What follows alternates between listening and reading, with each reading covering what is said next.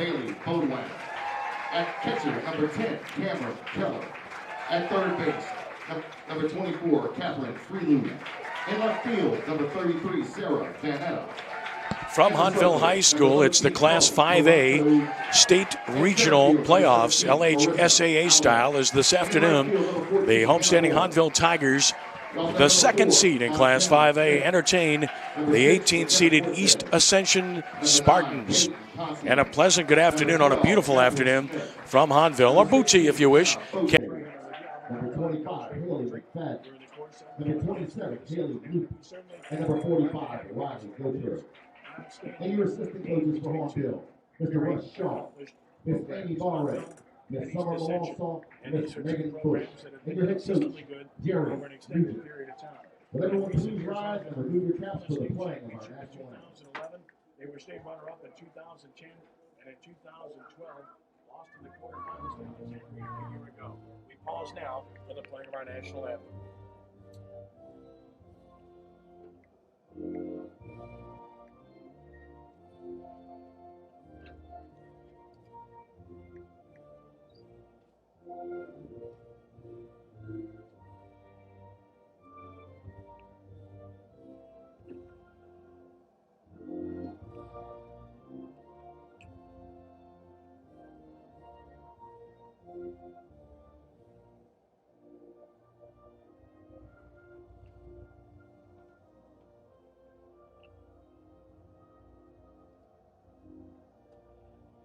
Remember during the breaks to turn all the lights down because you can't have ambient music on in them. Right.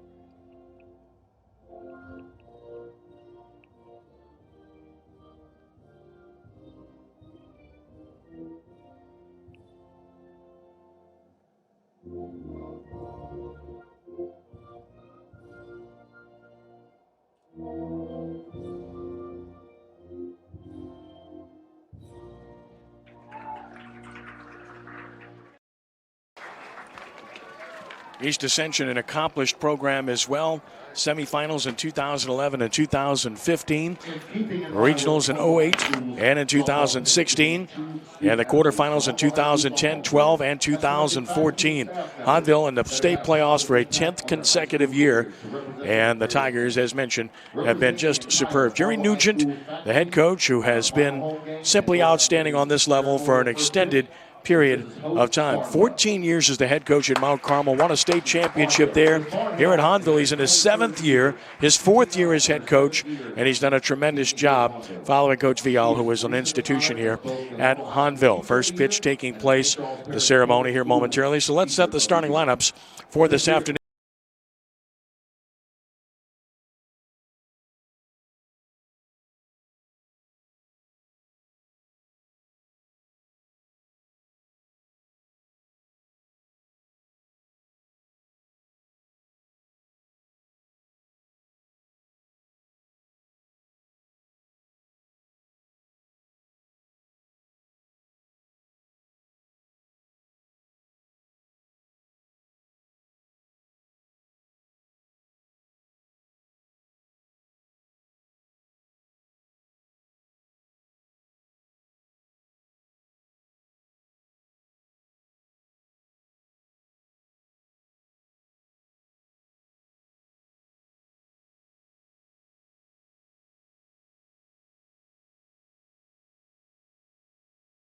First baseman Courtney Ortego. Hitting third at shortstop is Bailey Bodwan. The cleanup hitter and catcher Cameron Keller. Batting fifth at third base, Catherine Freelow. Hitting sixth, the left fielder Sarah Van Etter. Batting seventh, the pitcher is Carly Taranto. Hitting eighth in center field, Marissa Aleman. Batting ninth in right field is Hannah Bourne. Again, the top three, Danielle Duplay, Courtney Ortego, Bailey Bodwan. It's Cameron Keller, Catherine Freelow, and Sarah Van Etter. Bottom three, Carly Taranto, Marissa Aleman, and Hannah Bourne.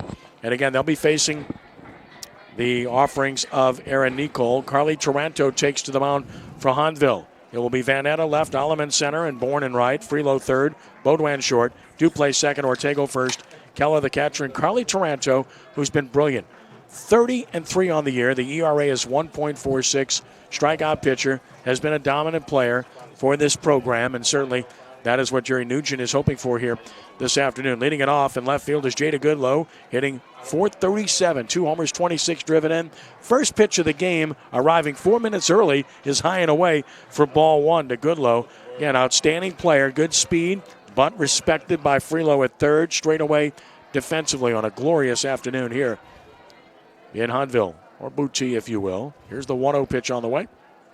That's a strike called. It's 1-1. It's a pleasure to welcome a longtime superb coach and a good and great friend who had a long trip to make over here today. We really appreciate the effort he made to get over here from such a long distance from the baseball field. That's Hahnville head baseball coach David Beaudry. David, it's great to have you with us. Thank you, Kenny. How are you doing today? Doing just fine. Swing and a miss by Goodlow, and it's 1 ball and 2 strikes. And I know you're playing a lot when softball is playing, but you pay attention closely. I know you and Jerry Nugent are good friends, and what a program this is. No question about it. He does a tremendous job, and these girls have really come together and take on all comers, and they really feel like they have a good chance to move on to softball today. 2 balls and 2 strikes to Goodlow. Gautreau and Nicole to follow here. In the top of the first inning, just underway, the 2-2. Up the middle, that's trouble, a base hit. Really good at bat for Goodlow, and speed aboard to start the ball game for EA. Anytime you get the leadoff person on, you feel pretty good as a coach, don't you? Yeah, no doubt. That was a good at-bat by her with 2-2 count. She got the inside pitch and drove it right back through the middle. So speed aboard, and here's Brennan Gautreau, the catcher. And Gautreau is a verbal commit to Drury University. She'll play at the next level. .358 hitter, no homers, 22 RBIs, can play the short game, and she can knock it by people, too. Just a very good player. She's transformed her swing and took a strike called. It's 0-1. Katie Ockman, in her second year at EA, has done an outstanding job. And when she took over this program 2 years ago, they graduated 11 seniors. They had nothing back. Wow. Built it from scratch, and here they are in the regional round at 19-11, just 2 years in. She's done an excellent job. 0-1. And there's the short game, but bunted foul. It's no balls and 2 strikes. And in softball, short game is even more important than baseball, and it's important in your game as well. Yeah, no doubt. But if she can get a runner in scoring position with 1 out, of course, you got a much better chance to score. But they do some crazy things over here, a little bit different than baseball. Eminently entertaining. No balls and 2 strikes on Gautreau. Another from Taranto is outside and low. A ball and 2 strikes.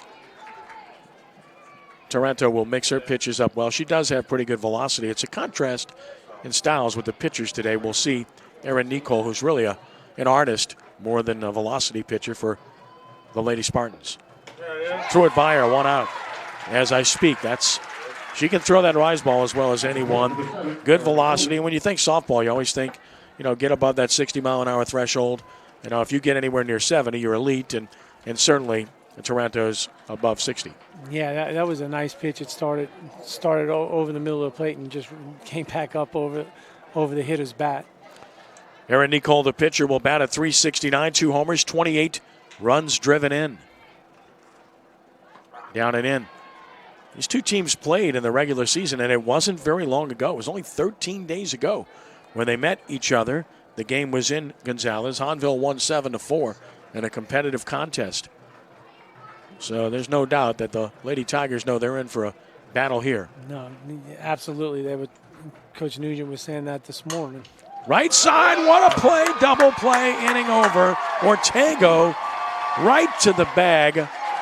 You could say tailor-made, but if she doesn't make the play, that ball looks fair down the line. Yeah, definitely would have been fair and might have been a run because with the speed that they had on the base with the leadoff hitter, it looked like it would have got down in that corner, but that was a great play. So really a special play there. Nothing happening despite the base hit in the top of the first for EA. Bottom of the first coming. We'll set the defensive alignment and such as well, with no score here from Hahnville as the Tigers will come to the plate here in the bottom of the first inning. And the defensive alignment, left to right outfield, it's Goodlow, Grace Bagwell, and Gautreau. Left to right infield, Burke, Ducote, Truax, and Ross. The catcher is Brennan Gautreau, and I've got to say first names because this is a team that has twins and triplets. Twins and triplets. Think about it. The pitcher is Erin Nicole. Erin has been solid for this club all season long. She comes in with a record of 17-10, 28 appearances, 27 starts. She has an earned run average of 4.81. 166 and 2/3 innings, 225 hits allowed, 159 runs, 89 earned. She's walked 36, struck out 104, hit 7 batters. So, as I detailed, David, the numbers would indicate not a power pitcher at all. She's going to mix up her pitches a lot. She's going to have to locate. She will pitch to contact. Defense important behind her. The one thing that this Hahnville team has been able to do is hit the ball over the fence. If she gets the ball up in the strike zone, they'll certainly can take advantage of it. Just watching her there, make warm-up pitches, everything was down low at the knees. She's getting that call. She'll be very effective. Danielle Duplay will lead it off, the second baseman, to be followed by Courtney Ortego and Bailey Baudouin. Here's Duplay at .423, no homers, 23 driven in. Some lineup Hahnville throws at opponents. And that is ball one outside. 1 ball and no strikes. This starting lineup has a combined average of .396. As a coach, you're salivating, aren't you? Yeah, sure am. That's only about 140 points higher than ours, but they do a great job of standing in the strike zone, hitting the ball. And for extra bases. Over the head of Bagwell. Duplay to second, trying for 3. Throw is high. She is safe sliding with a triple and a great start for the Lady Tigers. Toughest play of all as the ball hit right at you, and the wind is blowing straight out, David, so that was a tough chance for Bagwell. Sliced right away from the center field. Being a left-handed hitter, Danielle hit it, and the ball, it looked like it got picked up a little by the wind and sliced right away from her. And she motored around the third base, got there really quickly. Great runner start. at third, and here's Ortego. Courtney at .387, 9 homers, 46 driven in at the corners, and she takes it just down for ball 1. Again, 9 home runs tied for the team lead. And her 46 RBI, second on the club. Very impressive player. Here's the 1-0. Back to the screen. It's 1 ball and 1 strike. Duplay is already signed with Nichols. She'll be playing at the next level. And Ortego will also play at the next level at Baton Rouge Community College. 5 players. Well, 4 that are going to play at the next level next year, and 2 others that are being recruited. There's a ball high. 2-1 now to Ortego. 2 balls and a strike. Hahnville threatening to take the early lead. That's down, so it's 3-1. Again, it's all about location for Nicole, but a good job by Ortego of laying off anything out of the zone. Yeah, those 2 balls were down in the zone. She laid off of them well. 3-1. Down again. She's on. Runners at the corners. Nobody out. We'll see how Jerry Nugent plays it. With speed at first and Ortego. And there's Bailey Baudouin, the shortstop. All Baudouin has done is hit .540 this year. With 9 home runs, tied for the team lead. 52 driven in, which leads the team in that department. She has been special, and she's only a junior who's being highly recruited by a whole bunch of institutions at the next level. She's a very outstanding defensive player as well. Bounced that one. It's 1-0. Trying to throw the changeup and well short. 1 ball, no strikes. No score here in the bottom of the first, but Hahnville mounting an early threat.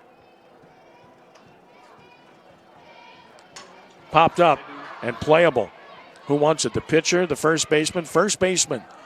Ross for the catch. 1 out. That's a big out obtained by Nicole. Yeah, Bailey looked like she kind of jumped out for it. She didn't let it get a little deep and hit it straight up in the air. But she'll take that information into her next at bat for sure.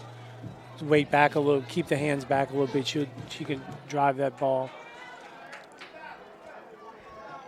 With 1 out, here is Cameron Keller, the catcher, at .476. Another changeup that's well short, 1-0.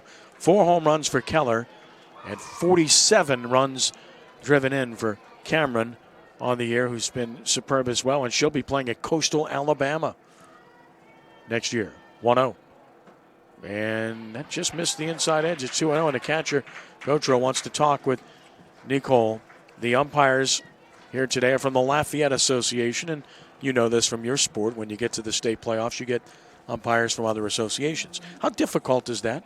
It's usually not that big of a difference. The officiating, umpiring down here in baseball, and I believe so, as talking to Jerry in softball, has been pretty consistent. And, all the associations are kind of about the same. So it really hadn't affected us, here at Hahnville yet. The 2-0. And that's a strike called. It's 2-1. Again, location. Outside corner. Yeah.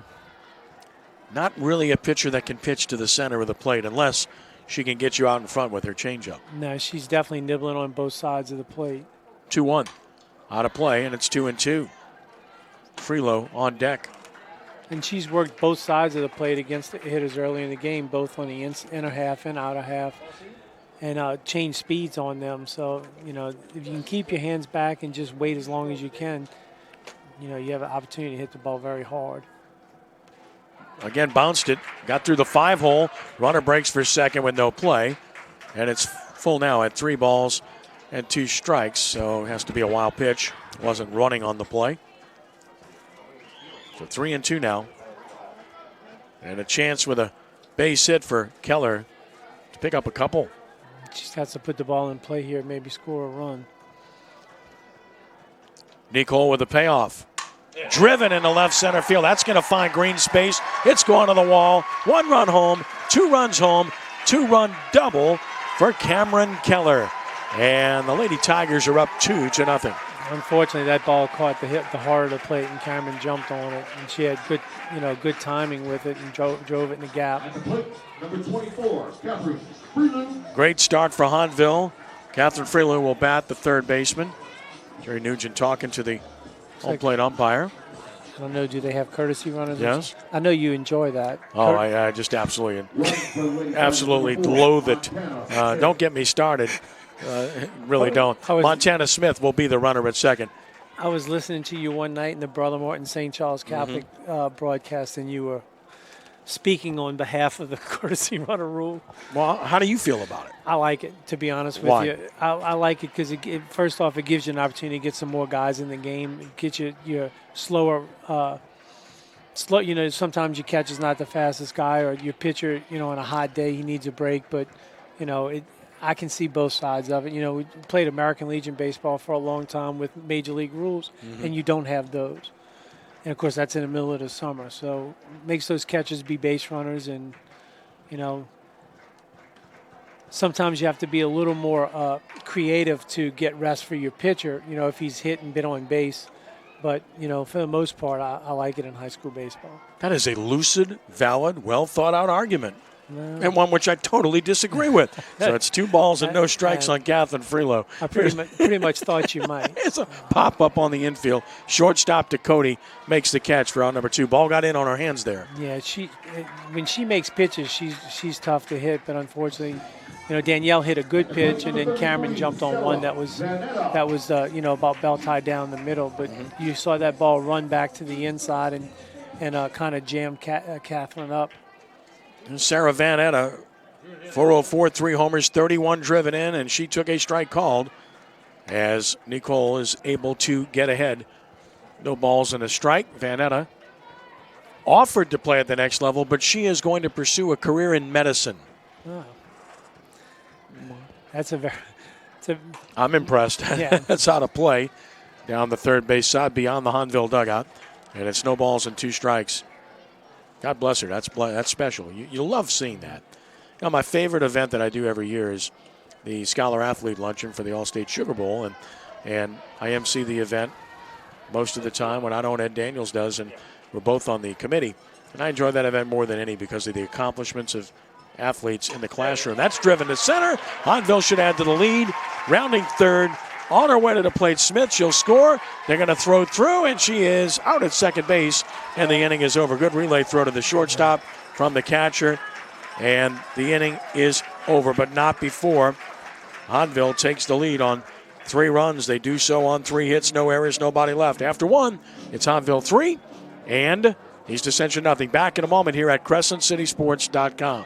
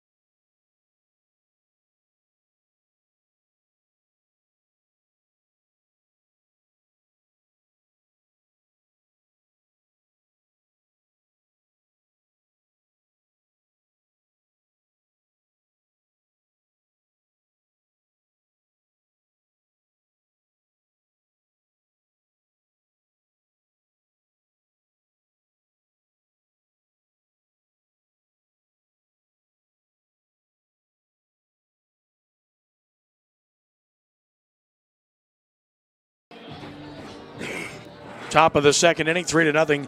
Lady Tigers on top of the Lady Spartans. Ken Trahan with Dave Beaudry. And here in the second, East Ascension will have Rachel Ducote, Presley Truax, and Megan Ross against Carly Taranto, who used just 11 pitches in the first. Had a strikeout, got a double play, and got out of it very quickly in the process. Here's Ducote. That is high for ball one. Ducote has been very good for East Ascension. .393, 4 homers, and 20 driven in. Ducote will play at Christian Brothers at the next level. 1-0. Down and out. It's 2 balls and no strikes. Some of us with that Christian Brothers background, I'll leave it at that. 2 balls and no strikes. Well, both of us, Christian Brothers and Jesuit, being at Loyola. Strike called. It's 2 balls and a strike. Yeah, I had a son that went to Christian Brothers School and then to a Christian Brothers High School, and both of us playing that game to some degree. Yep. Here's the 2-1 pitch on the way. And that is just inside. Pretty good looking pitch. Yeah. But called inside. It's 3-1. Looks like she's stuck it on the inside corner there. Mm-hmm. So 3 balls and a strike. The count on Ducote. Very disciplined hitter and a very good one. To right, slicing foul, and it's full at 3 balls and 2 strikes. So we'll get a payoff pitch here. Certainly the best hitter in their lineup. And not surprised when you see the best hitter working a count full. Pitcher careful, hitter selective. Produces this kind of at bat. Yeah, Carly got behind, but she made 2 good pitches to get strikes. And the payoff pitch from Taranto is on the way. Jammed her to short. Baudouin to first. Nice play, 1 out. Got the tough out there from Ducote. Yeah, that was a good pitch right under the young lady's hands, and was able to jam her, and Bailey made a nice play at short. 1 gone, and here is Presley Truax. The second baseman is hitting .308, no homers, and 20 driven in. Right-handed swinger. Strike at the knees, good pitch. Taranto gets ahead. I have to believe that pitch down at the knees on the inner half of the plate is pretty tough to hit in softball, like baseball. Yeah, it's like any level at this sport. If you can pitch inside, you can win. Now she goes up and away and gets a swing 0-2, so she's gone in and out, down and up. As a hitter, you're betwixt and between right now. 0-2 is a tough count regardless, but right now she has no idea what's coming. No. And Carly will probably try to get her, try to fish after one, but she did, but took it. 1 ball and 2 strikes. Straight up defensively is Hahnville.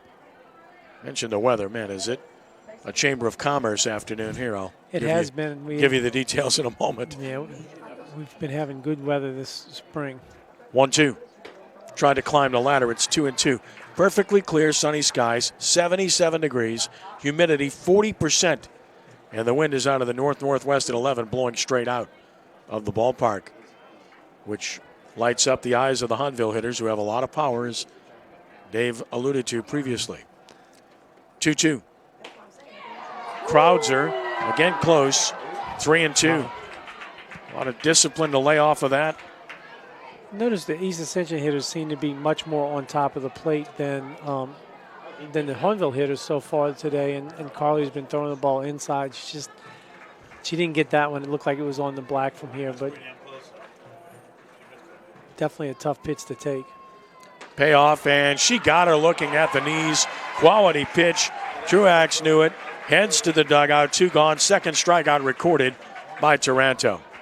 That's really good location. Yeah, that's a really tough. Like I say, when you get that inside fastball right underneath the hands of the hitter, they're gonna have a hard time getting their bat head out to it.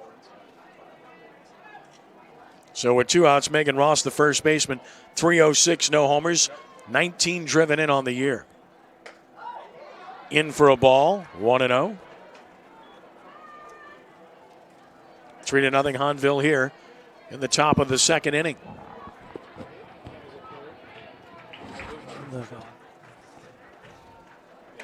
Crowds are again.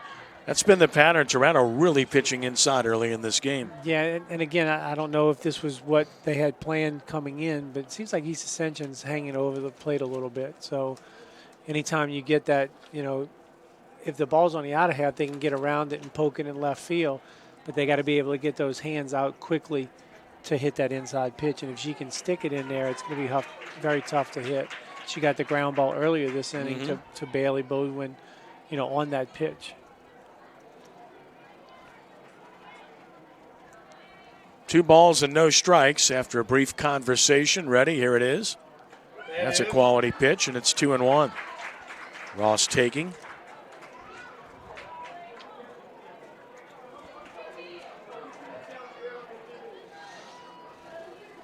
Two balls and a strike. This is high and away, so it's 3-1. Second 3-ball count that Toronto has worked herself into.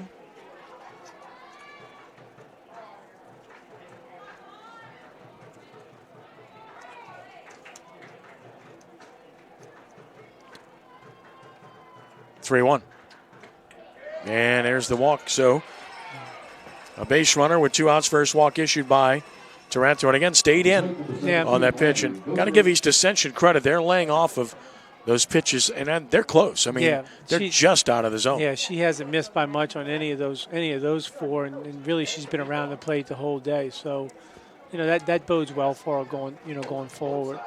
No question. Landry Gautreau, 340. No homers, 18 RBI on the year.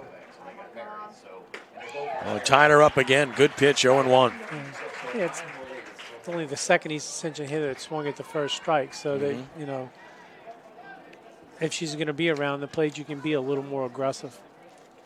No balls and a strike. Runner first, 2 outs here in the top of the second inning. Hitter. Runner will walk to first base. So with 2 outs, 2 on, and Grace Bagwell will be the hitter. Number 4, Grace Bagwell.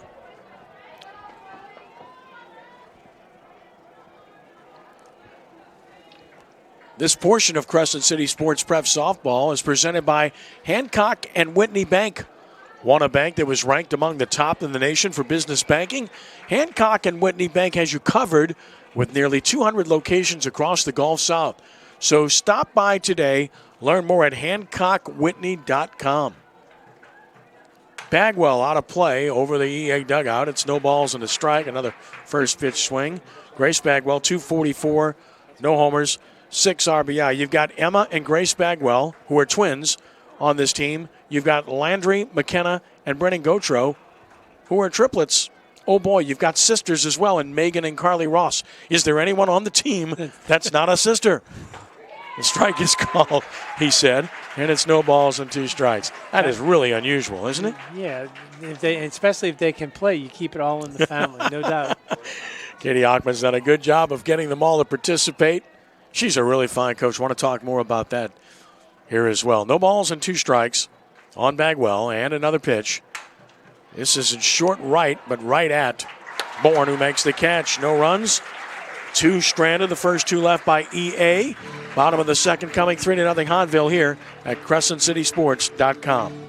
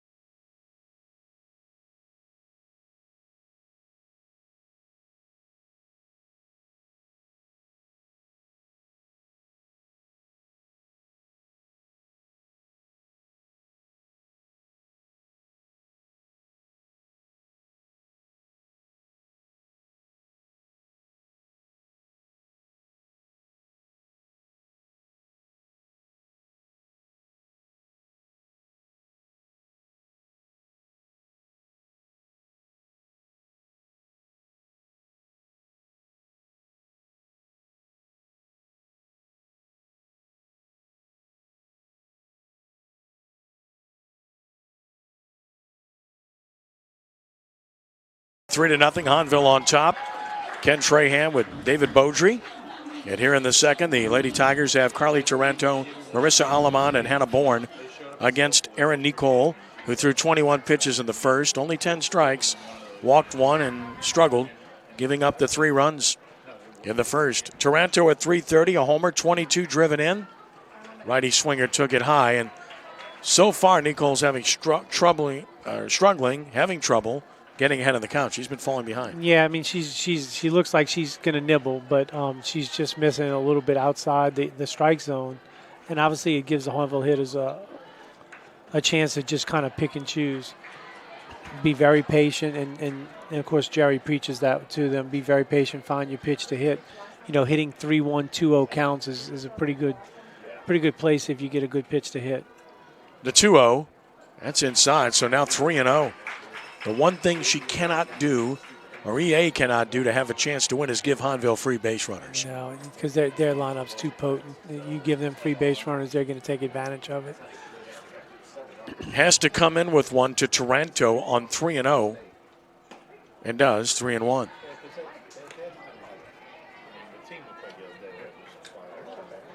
Carly taking all the way there. It's, you know, she's still picking and choosing here. It's not a pitch she can drive. She'll probably take it again. On 3-1, back to the screen. It's full 3-2. It's a good cut.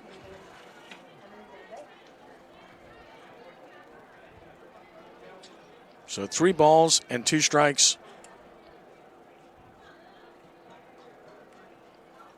Taking her time to get back in.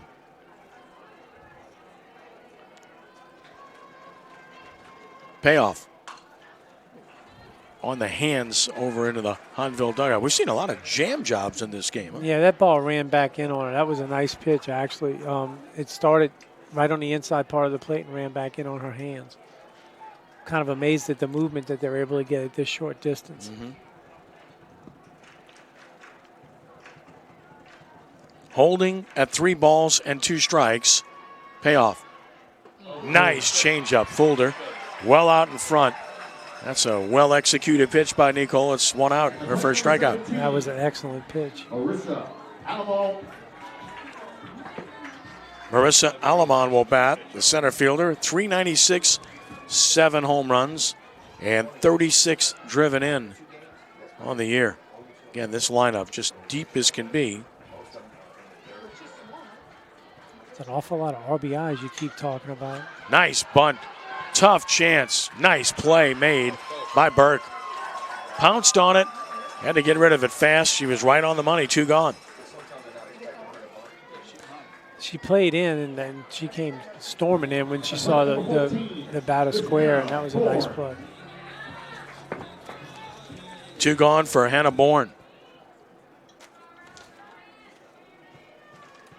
Bourne at 308 out of the 9 hole. A homer, 13 driven in. 0-1 the count. She lives right down the block from me as well.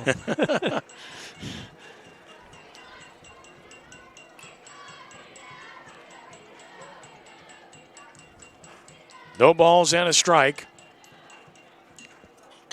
Out of play right side. It's 0-2 now on Bourne, as Nicole looks for the quick inning, which she really needs here. Great crowd watching here this afternoon. So much enthusiasm and passion on this campus for athletics across the board.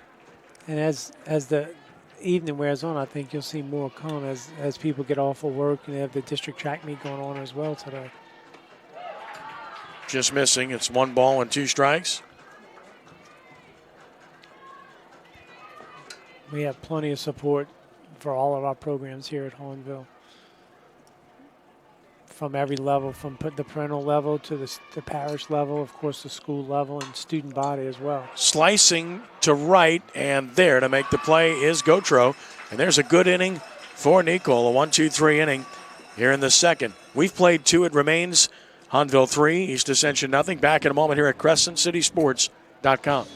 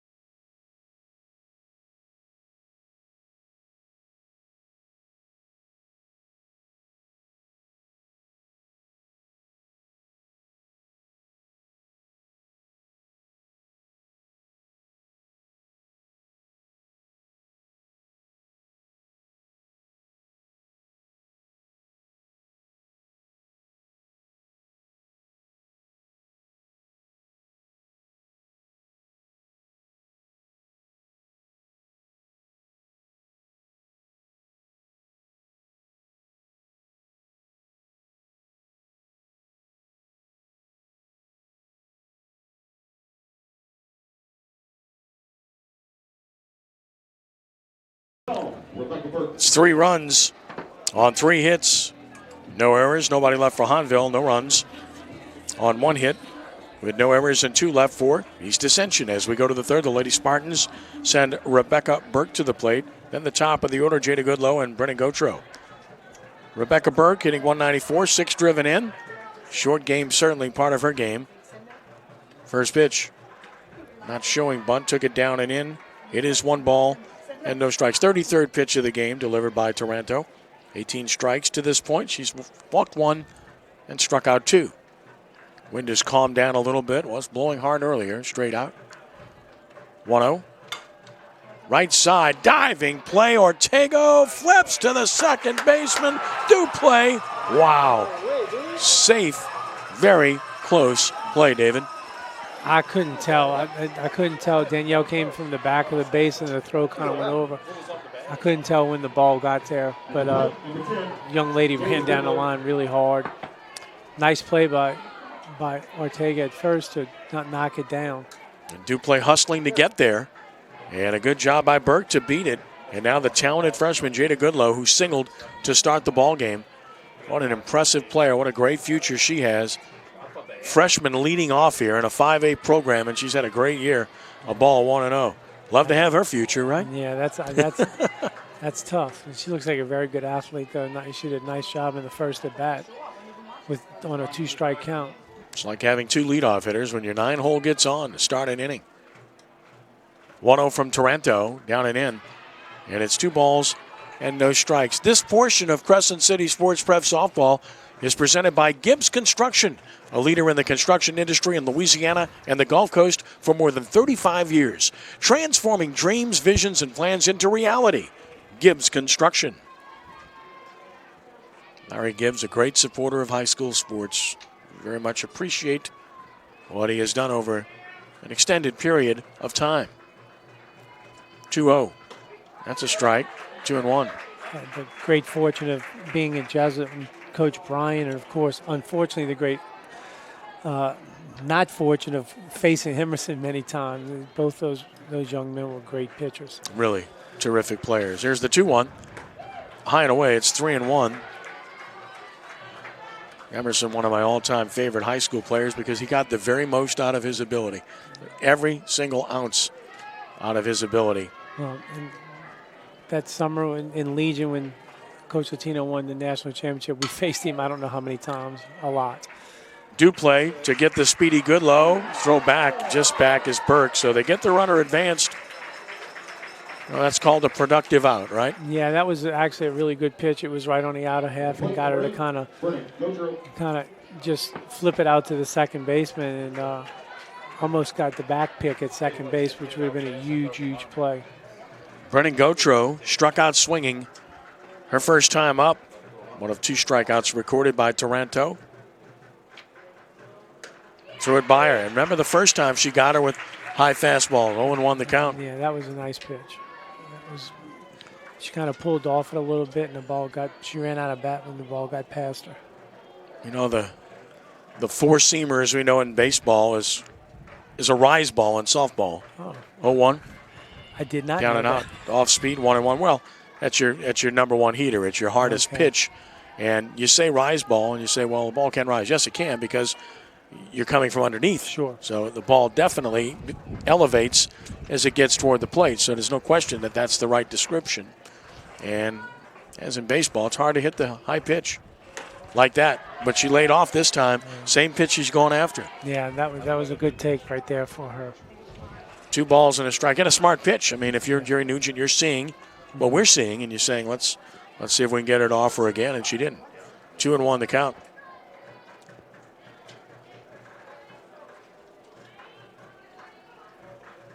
The 2-1. Missed away. It's 3-1. I alluded to Katie Ockman and the job she's done at East Ascension in her second year. It's no surprise. She was an outstanding player at Lutcher, a really good program, and then at LSU Eunice as well. And then went on to coach a little bit at Lutcher before she got the head coaching job at East Ascension 2 years ago. So she's deep into this sport and has had great success. And she hits this high one in the left for a base hit. Runner had the hole momentarily, so she's going to have to stop. Runner for second, good base running. That's just well done by East Ascension and by Brennan Gautreau on the back end. And Vanetta did what she's supposed to do. She cut it off, hit the cutoff man. Runner couldn't score because she had to make sure it got down. Now, if you make a great read, maybe you can score on that one, but played it safe. Yeah, the ball got back into the infield rather quickly. It was a one-hop, more or less to the left fielder.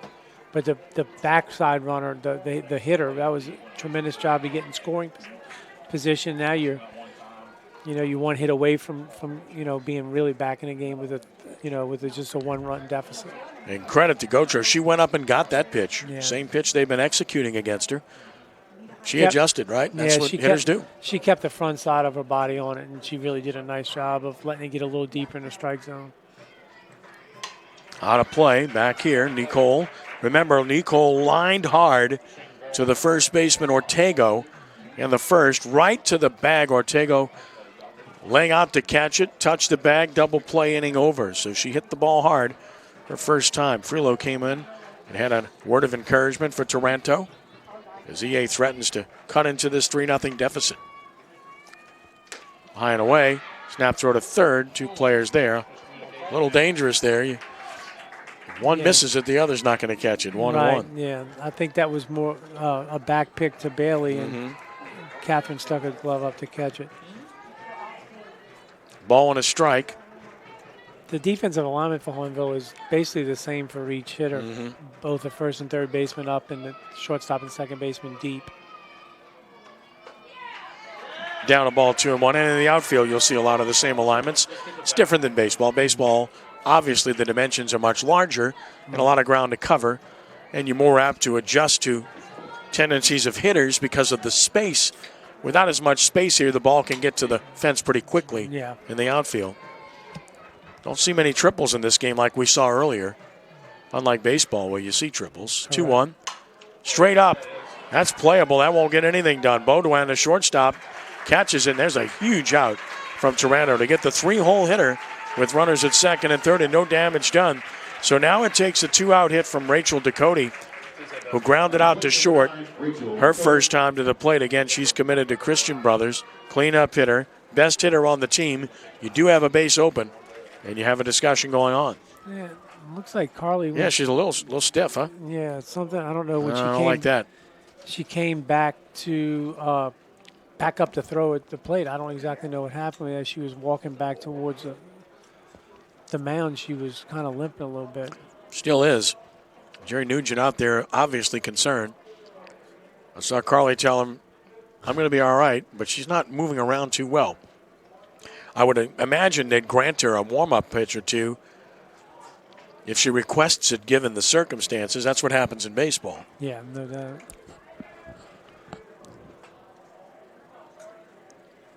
Looked like she changed speeds on that pitch and got the hitter to jump out on her front foot. I see someone going in the bullpen. I don't know if that's just a precautionary measure. Certainly. You have to be prepared. She says, I'm okay, but she's moving around in really shaky fashion. The right word would be gingerly, I think. Yes.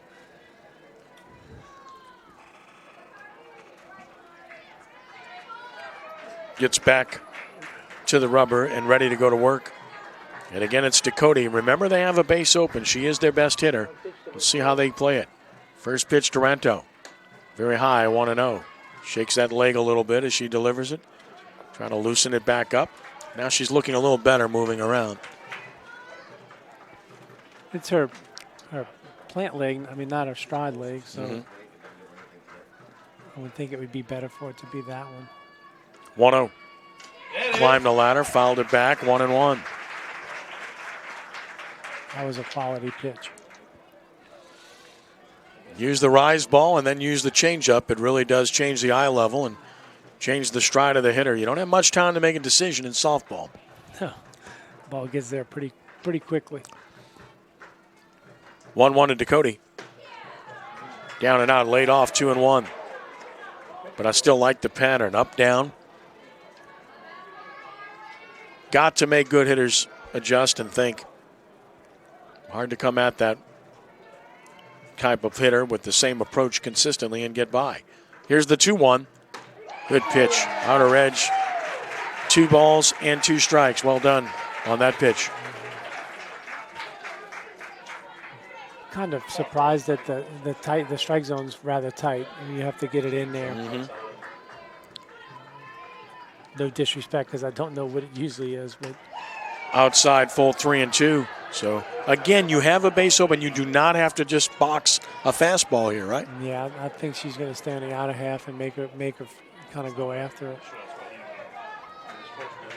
So it's full at 3-2. Big pitch to a really good hitter here. There it is. Jammed her shortstop. Baudouin bobbles, recovers, throws. Still got her for the out. Stayed with it. And Hahnville is out of it here in the third with no runs and 2 hits. 2 big ones stranded. That's 4 left by the Lady Spartans. Bottom of the third coming. It is still the Lady Tigers up 3-0 here at CrescentCitySports.com.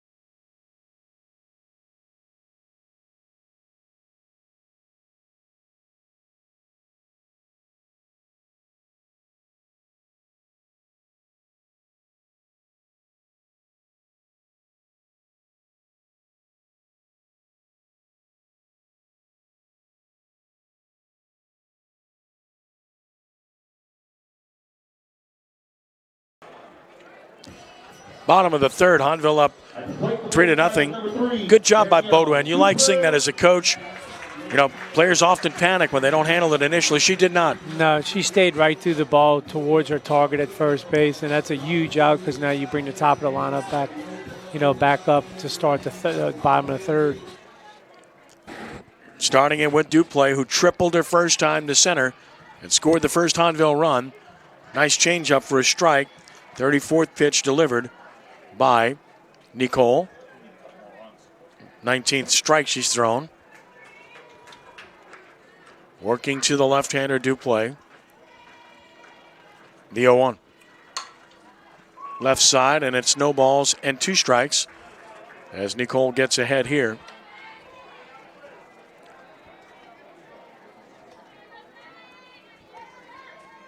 Straight up defensively, which has been the case pretty much throughout.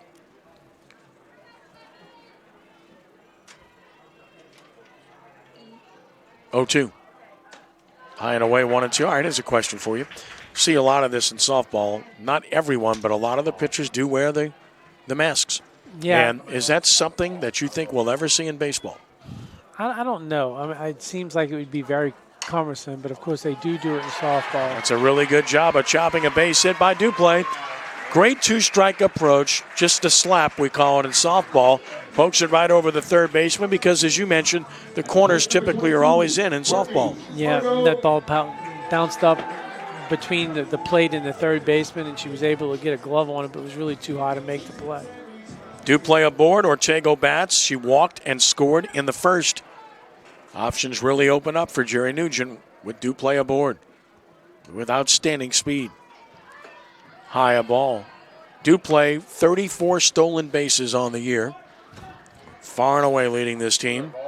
You get her aboard, a lot of good things happen. These offensive stats are awfully gaudy for Coach Nugent. I know they score a lot of runs. Out of play, she was running on that play. It's 1-1.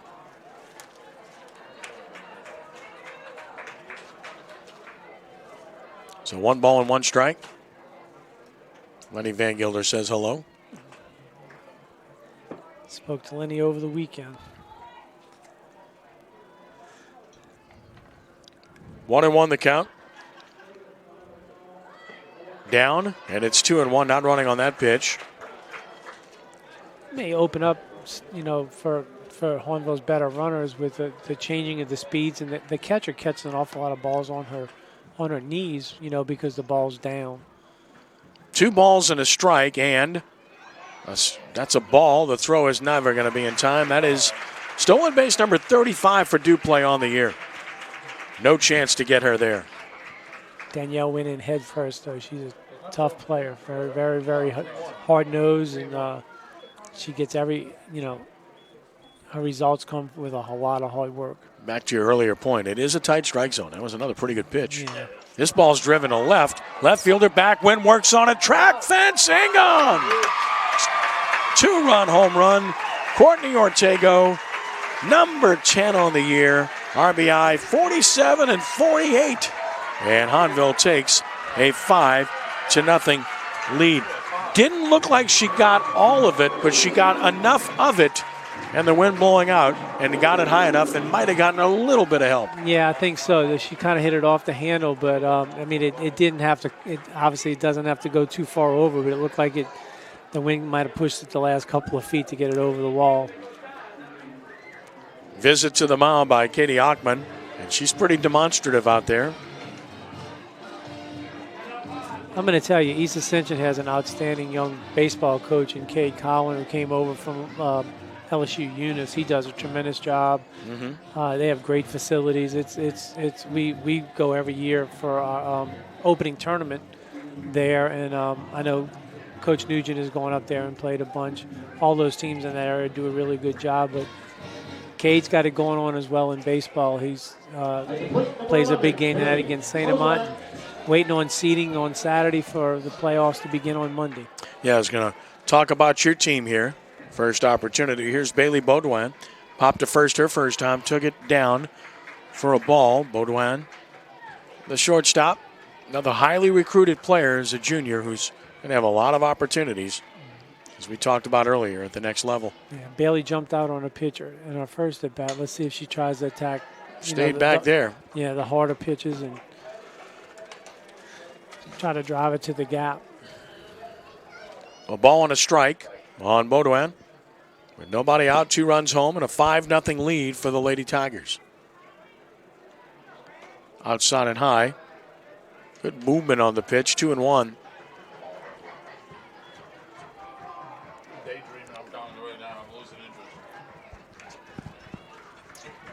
2-1 the count. And another. And that is ripped and caught by Ducote. Oh, was really tagged by Baudouin. But she's out, first out of the inning. It's what you call a hard out. Yeah. The quality at bat. And that was a very similar pitch that she jumped out on in the first at bat, but she stayed back and drove that on a line. Shortstop made a nice play. First out, and now Cameron Keller, who doubled home a pair of runs in the first and scored a run. Bats with the bases empty. Change up, and it's 1-0. She took an awful lot off that one. It was down, though. That's where you have to be with that pitch.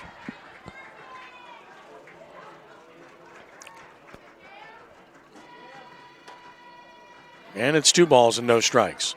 For the most part, both teams have done a very good job of laying off pitches just out of the zone. Yeah.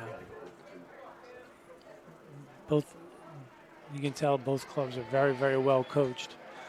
Strike called, it's 2-1, no question. And their approach at the plate, they have a very good idea what they're trying to do there. And these are 2 schools and programs that are accustomed to seeing each other in different sports. They've played each other quite frequently. This is popped up, third base side. Shortstop, the best look, and making the catch is Ducote. Round number 2, so Ducote with 2 consecutive putouts, which will get us to Kathleen Freelow, the third baseman who popped to short her first time up. Bat with 2 outs. And remember, when I first got here, now we were in their district. Same district. Yeah, I was going to say that. So I think 4 years in a row we were in the district. My first year here was the last year that we played the teams from the Gonzales area. Of course, playing each other's tournaments frequently. Yeah. So here is Freelow. And a strike called at 0-1. They have the Jay Patterson shootout. Gonzales, a good tournament every year. And we play in the Stephen Richardson tournament. The Stephen Richardson tournament as well, sure. You have your own tournament here annually in baseball. And we are able to also play them in the summer every year, both EA and... To center, right at her. Well, boy, a couple of hard hit outs in this inning. Bagwell retires Freelow, inning over, but 2 runs on 2 hits for the Lady Tigers. After 3, Hahnville in control, 5-0 over East Ascension here at CrescentCitySports.com.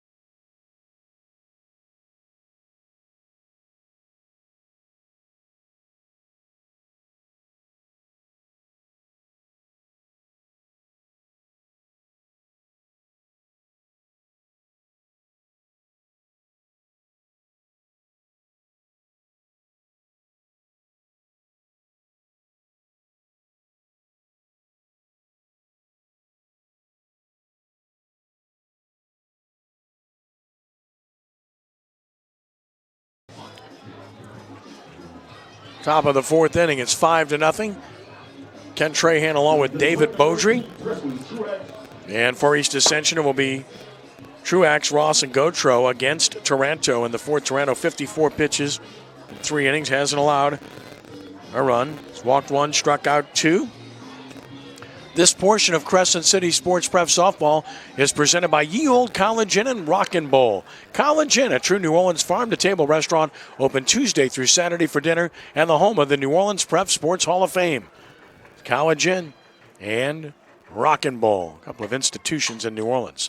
Out to play right side, and it's 0-1. We really appreciate their support, the Blanchard family, and anytime you have guys with backgrounds in high school sports, they're going to support it, and we deeply appreciate it. Both John and Johnny were terrific high school players at that school on Severn, and then, of course, they both went on to college. John at Loyola, Johnny at LSU. 0-1, look out. Almost picked off her teammate in the on-deck circle. I hate when that happens. It's 0-2. And Megan Ross looks at Truax and said, "What did I do to you?" Right, no doubt. No balls and 2 strikes. I remember Johnny played third base at Rummel. I was coaching at Shaw. We used to have good conversations over there. One of the most personable guys you'll ever meet, just like his dad. Good people. 0-2. Change up and the right, a base hit. She stayed with it beautifully. You could see how Toronto took something off there. But with a 2-strike approach, Truax stayed back and just took it the other way. Yeah, that was a good job. She was tardy on the previous fastball. And she kind of, that changeup was a little bit up in the zone, and she was able to stay through it and pop it in the right field. Megan Ross walked in the 2nd inning. EA has had some base runners in this game. They've left 2 on in consecutive innings, and they have another on now with nobody out. Nice pass ball, and it's 0-1. On Ross. Got the leadoff guy on, leadoff young lady on both in the 1st and the 4th, I believe. We've had the leadoff person on 3 of the 4 innings now. Innings, that's what, yeah, they put some pressure on Taranto. She's been able to pitch around it thus far. Call that a strike. That was probably the most liberal we've seen thus far in what has been a tight zone. It's no balls and 2 strikes. That pitch was a ball a little bit earlier in the game, but we are a little bit above it. So 0-2. And said, let's try to expand it a little bit more. Not going to get that call. It's 1-2. This inning, Carly seems to be staying away on the outer half instead of coming back in. You may see her try to pop one inside now. 1-2 the count.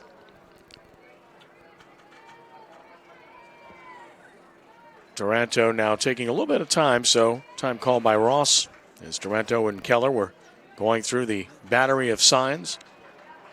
Catcher looks to the dugout, looks to the wrist, looks to the pitcher, pitches away. It's 2 balls and 2 strikes.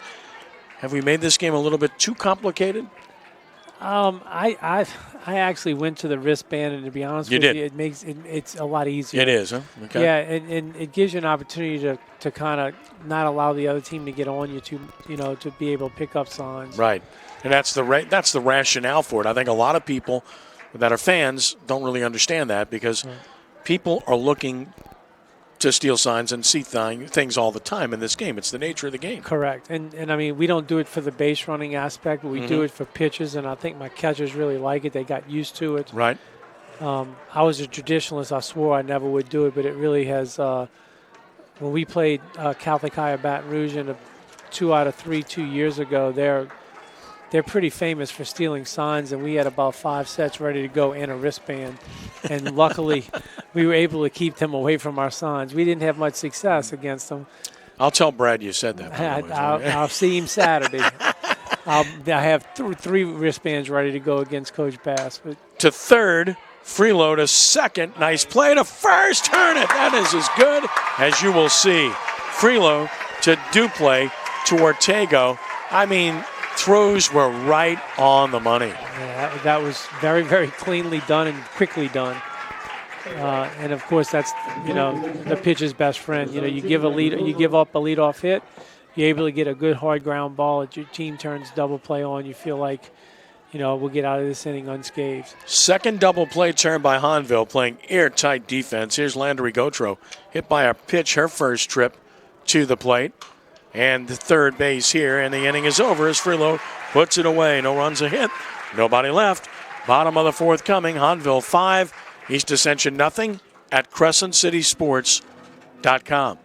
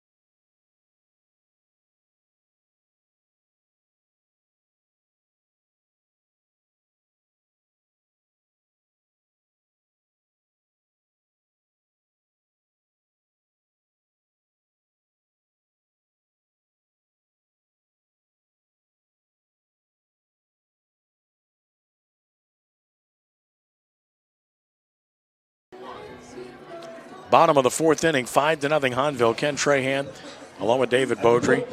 A good team pitches, it hits, and it plays defense. Hahnville's doing it all here this afternoon. Yeah, no doubt. And it was, even though East Ascension been able to get leadoff hitters on, Hahnville's played airtight defense, and they've continued to put pressure on the East Ascension defense and be able to, get big hits. And so that's a recipe for success.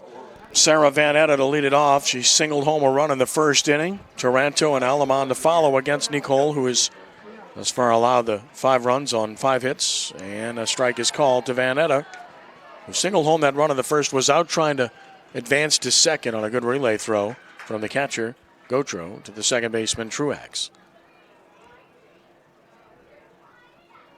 0-1. There's a changeup up in the zone. She was way ahead of it. No balls and 2 strikes. Tied her up in knots there. Jerry Nugent, what a job he's done. You have to go back to his days at Mount Carmel. 14 years, won a state championship there. Comes to Hahnville as an assistant for Coach Vial.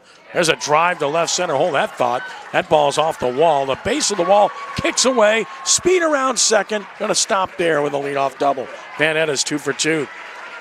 Really smoked that ball. Yeah, I don't think that's the pitch that the pitcher wanted to throw. It caught a little bit too much of the middle of the plate. So Jerry comes here and assists a legendary coach and Coach Vial, who I see sitting and watching over here. And then Jerry takes over, and he's 4th year on the job, and he's done a terrific job with this program and continues to do so. And one of the really good people in this business, too. No, there's no question he does a tremendous job in the classroom. Jerry's a hard worker, and and the girls really respond to the things that he has in place for them. And I asked him one time, how much did you change from what Coach Kenny Vial did? And he said, not much to change. So he put his own little flair on some things, and they really do a great job. Riley Gautreau is going to bat here, so Gautreau gets the opportunity, maybe a bunt situation. So Gautreau comes to the plate, and that's why she's up there. Took it high, 1-0. You see this in softball a lot. And she hit for, I believe she's hitting for Taranto. Correct. Which you really don't want your pitcher if she's, earlier in the game when she was kind of limping, you really don't want to have her run the bases. Correct. So this is a good idea. 1-1 now. Sure do have that infield moving, right? They had the rotation play on. Yeah. I know a whole bunch of baseball coaches that would slash here. I don't know if that's something they do in softball. But the shortstop and second baseman are on the corners. Bunts it. Perfectly done. What a bunt for a base hit. They're calling her out. On the plate. She crossed the plate to bunt the ball. So she's out. Runner will have to go back to second. Jerry Nugent wants a discussion with the home plate umpire. Well, you can't bunt it any better than that. And, David, I don't know if she really did cross it or not. Tough call to make. I didn't see her feet, so I'm not really too sure. But she was able to poke the ball past the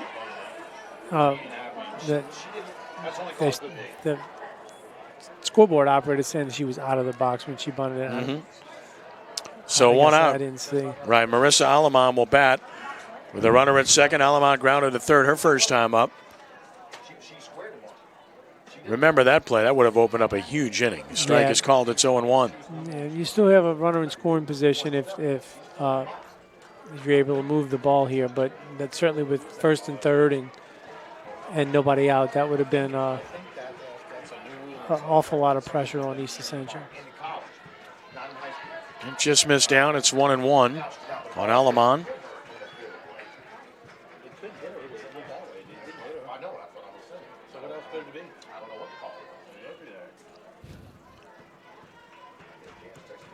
Nicole with another.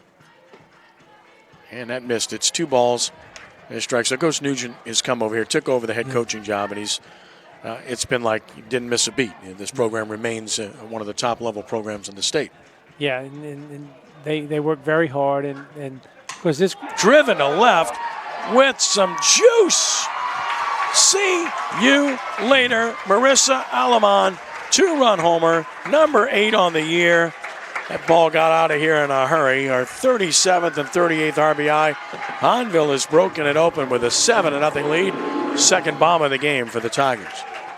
It's an 8-hole hitter with her 8th home run and 37th RBI. That's quite impressive. You about to ask Nuge if he can loan you a player or two or what? That's a couple I might take right now for sure. No, pretty impressive. Yeah, very much so. With one out, Hannah Bourne, who flew out to right her first time. I was speaking to Coach Vial the other day to compare this club to his clubs in 10, 11, and 12, and he said their power is a little bit better.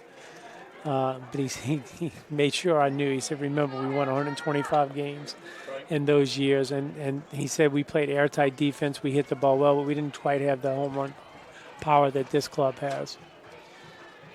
0-1 to Bourne. Good changeup for a strike. It's 0-2.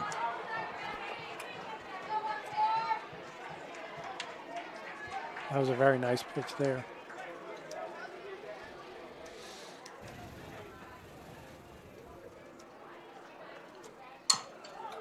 Off the end of the bat, and it holds. And no balls and 2 strikes. 7-0 Hahnville here in the bottom of the 4th.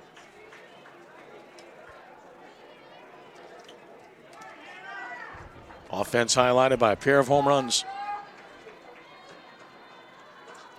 They've hit several balls hard, even on the outs. Back to the screen. Both 2-run home runs, too, as a coach. You always want to see those long balls come with someone on base. Yeah. And they've had that twice in this game. Still 0-2 on Bourne.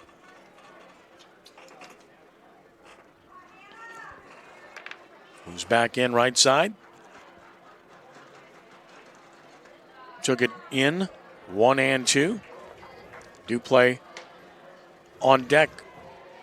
So you await your seat in baseball, and what are you realistically looking at right now? Somewhere between 20 and 23. We definitely have to go on the road. There's a cluster of teams that are, there's around us. We are all very, very close. We have one more game on Saturday.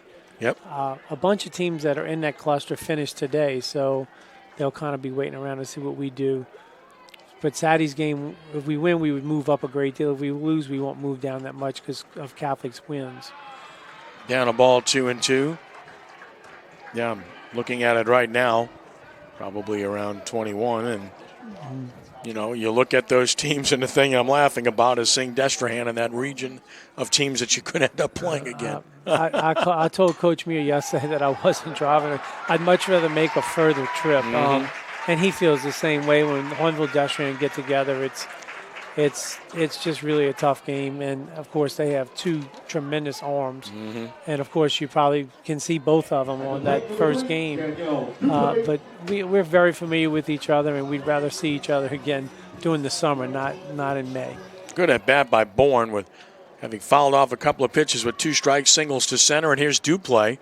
That's a breaking ball strike. Over the inside edge, Duplay's tripled, singled, scored twice, stolen a base. She's done it all. That 5A class is absolutely loaded. Yeah. I mean, the best class in baseball. There's no question about it.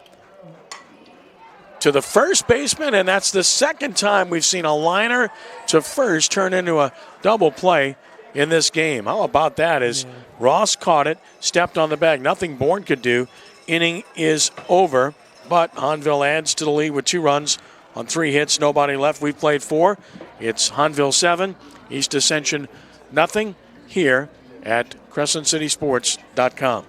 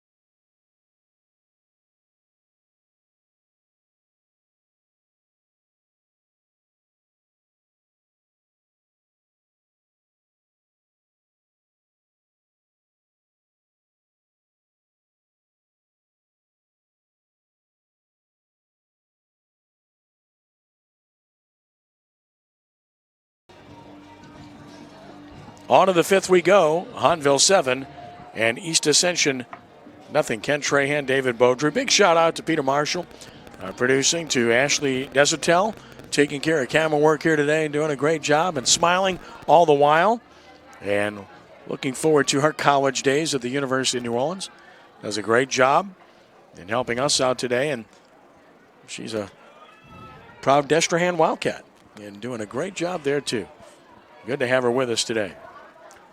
First pitch is high for a ball to Grace Bagwell, who flied to right her first time up against Carly Taranto's. Thrown 66 pitches now. She scattered 4 hits, had 2 double plays turned behind her.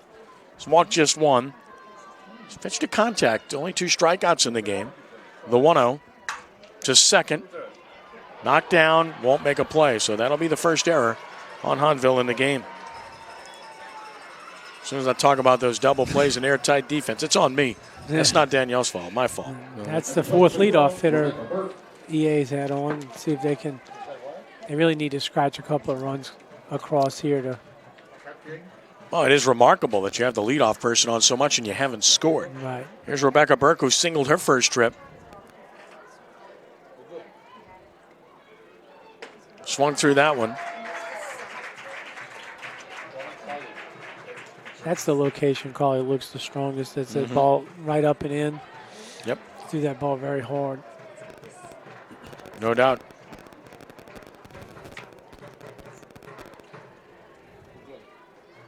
Oh, 1. Right side, it's 0-2.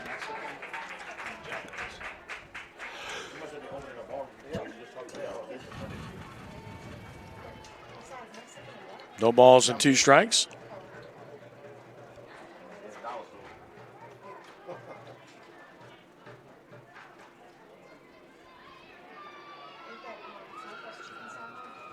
Tried to climb the ladder. It's 1-2. Familiar pitching pattern, whether it's softball, baseball, at any level. There's a lot of similarities as I sit here and watch closely at pitches that they do in softball that we do in baseball. 1-2. Second baseman Duplay going out over the shoulder. Nice play. And drawing the first. She got her on another double play. The third of the game turned by Hahnville. And that just can't happen if you're East Ascension. I mean, down 7, you just can't afford to lose a base runner in that fashion. Yeah, that was a very, very close play. It looked like the girl might have got a hand back, but Danielle kind of decoyed and like she was throwing a ball when the young lady jumped off, and she made a really nice throw back to the base. 2 gone. Jada Goodlow singled and grounded out. And, of course, Coach Aleman having a good conversation about that call. Understandably so. Yeah, no, something that close, you got to go ask. You have to ask for an explanation. And it's not an easy base running play either, is it? No. I mean, she jumped off, and she was about three steps off, and like I say, Danielle threw behind her. But it was a throw on the base, and Sarah was able to. No, I'm sorry. You got Goodlow at the plate. It was Bagwell. It was doubled off. That's right. Yep. And here's Goodlow 1 for 2. And took a strike. It's 0-1. Again, she's just a freshman. Just a terrific young talent for Coach Aleman. 0-1 the count.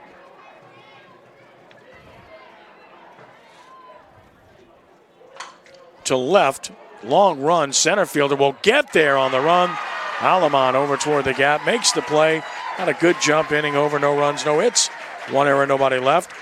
3 double plays turned by Hahnville. Let's take a stretch here in Bucci. It's 7-0 Hahnville. 7-0 Lady Tigers on top. Back in a moment here at CrescentCitySports.com.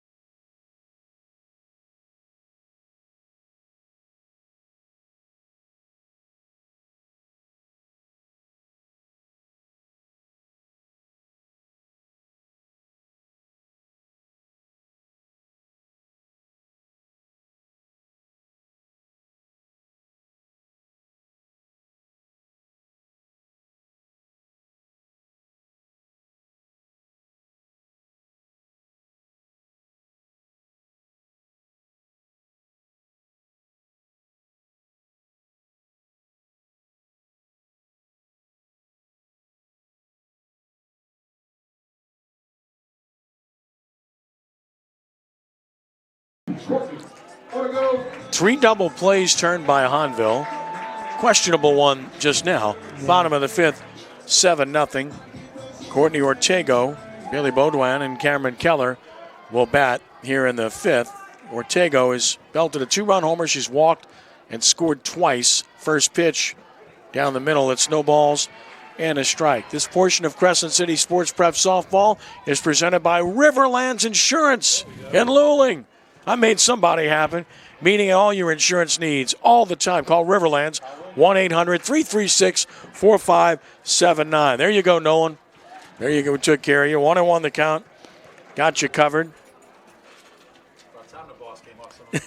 1 ball and 1 strike. We thank Riverlands Insurance for their support. Strike called a swing and a miss. It's 1-2. Got you too, Donna. We got you covered. It's all good. Got the Hemels covered. Got everybody covered. It's all good. And Riverlands Insurance. 1-2 the count. On Courtney Ortego. Here's another. Nice pitch. Strike called inside edge. 1 out. Quality pitch went away, came back in. And as you mentioned, Nicole has executed pretty well, which sounds strange when she's given up 7 runs in 4 innings. That's just a credit to Hahnville. I really think that. I mean, they've hit good pitches and they've been able to drive some, but I thought she's done a good job of. And Hahnville has stayed patient. That's been, I think, the key to their success. Here's Bailey Baudouin 0 for 2. Took a strike. She's lined out to short hard. She's popped to first against Nicole. She's thrown 77 pitches now.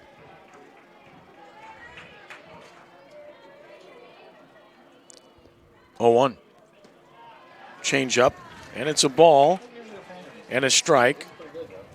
By the way, the winner of this game advances to play the winner of the game between 10th seeded Natchitoches Central at 7th seed North Shore. That game tomorrow at 4 p.m. Of course, the next game for the winner of this one is in Sulphur at Frash Park. Pitch is high, and it's 2-1. Hahnville trying to get back to Sulphur again, as they were a year ago. 2 balls and a strike. Lost Alexandria in the quarters last year. It's amazing at this time of year how many activities are on. Hard hit to second ball. You talk about hitting in bad luck. It's a second ball that Baudouin smoked, and she's got nothing to show for it. Frustrating as a hitter. You go home, you look at the box score. Man, I was 0 for 3. Well, she lined a shot to short last time, and she hits a rope here to second. A Truax makes the play on 2 outs. Just keep hitting it hard, they'll fall in. You know, may happen at a bigger time in a game. So Bailey's had plenty of success all year. So she'll just take those at bats and just come back the next time and try to do the same thing. Cameron Keller, who has doubled home 2, scored a run, 1 for 2, is at the plate with a 1-0 count.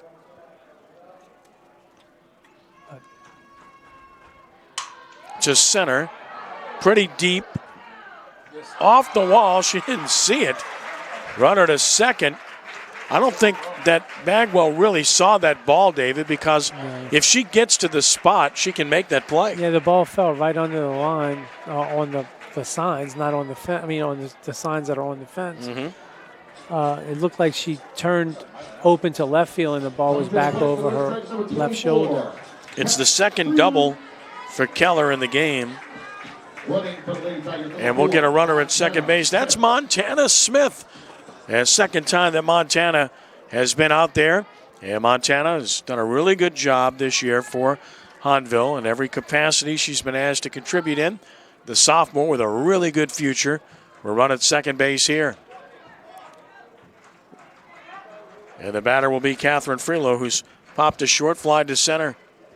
Speed aboard at second with 2 outs. Just missing the inside edge. A ball and no strikes. At this time of year on this campus, Kenny, if softball leaves next week to go to Sulphur, we have regional track, we have school activities and award ceremonies. It's a busy time. Deep short, Dakota long throw. Nice play. Made it look easy, didn't she? Inning is over with no runs and a hit. Hahnville with their very first runner stranded in the game. We played 5. It's Hahnville 7, East Ascension nothing here at CrescentCitySports.com.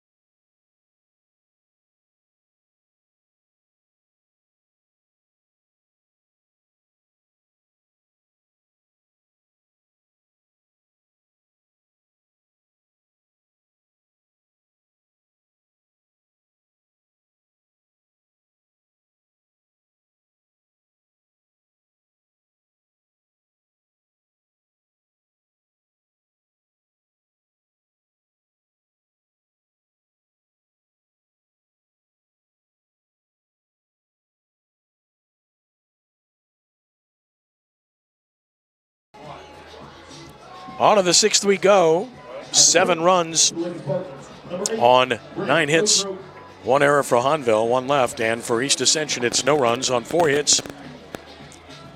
No errors, and the Spartans have stranded 4. They have to get something going now. They've got the right people up, 2, 3, and 4 in the order against Taranto in the 6th. Brennan Gautreau leads it off. She singled back in the 3rd with Stranded and takes it high. They worked her high the entire game. Remember, she went up and got one last time and drove it for a base hit. 1-0 the count. Yeah, the first time they were able to get it by her. Last time she did a great job of hitting it to left field, opposite field. 74th pitch of the game by Carly, who has been good. And that is a strike over the outside edge. It's 1 ball and 1 strike. Both these pitchers have made quality pitches. 1-1. Oh, a nice change up there. Just missing, though, and it's 2-1. Really subtracted. You add, you subtract, you really mess with the hitter's timing, but Gautreau laid off, as good hitters are apt to do, and it's 2 balls and a strike. Another. Climbed the ladder, went back up in the zone, and it's 2-2. Mentioned that 5A class in baseball. Man, it is just loaded up with superb teams. Zachary, I had them earlier this year. I saw Landon Marceau beat them in the game we did at CrescentCitySports.com. Sam Houston, Barb, Acadiana. Haven't seen Captain Shreve, but they've got to be very good. Sulphur, we know, is that good. North Shore's the real deal. That's a really good team. Just missing for a ball. Pretty good pitch. And it's 3-2. Central, defending state champ. Parkway, New Iberia. I've seen Mandeville. That's a good team. You've seen Denham Springs and Destrehan. Good teams. Live Oak, they're good. Central Lafourche, what a story that is. They're going to win the district. Oh, yeah. They have one more game today, but they Ball 4, Gautreau's on. And another leadoff runner is on. I mean, that's amazing. All but 1 inning, they've had the leadoff person on. Yeah, and the double plays have certainly helped. And you know, last inning it was the 8-hole that was on, 9-hole hits it hard, and they get the double play with the leadoff hitter up. They need to take advantage of this with the heart of their lineup up. There's Erin Nicole, lined out into a double play, that rope down the first base line, and she's popped to short and took a strike. It's 0-1. Back to Central Lafourche. Much to your chagrin, they're a great story because they're breaking up a monopoly on that district between Hahnville and Destrehan. I think it's good for baseball. I think it's good for the league. Yeah, they're always in the mix. You know, they've had good teams. To third. Oh, might have had a shot there. Has to go across the diamond, safe. So that's the second error on Hahnville. If she comes up with it, they had an around the horn double play earlier. Might have had a shot there. Yeah, that ball popped right out of her glove. She was lining up to third or second. Mm-hmm. But Coach Battle does a great job. They have a good program. They play hard, and they've really got great pitching this year. And they're good offensively. And, you know, he thought coming into the year that they'd have a chance to be good, and I think they've met his expectations. All right, just to tell you how good that class is, I'll expound on it in a moment. Here's Rachel Ducote. He's grounded to short twice. Chance brewing for East Ascension here. Took it down for a ball. All you need to do is look at that 19 to 24 level or so when you got West Monroe, Dutchtown, Hahnville, Sanoma, and a Covington team that I've seen that's pretty good too, and ditto for Ponchatoula.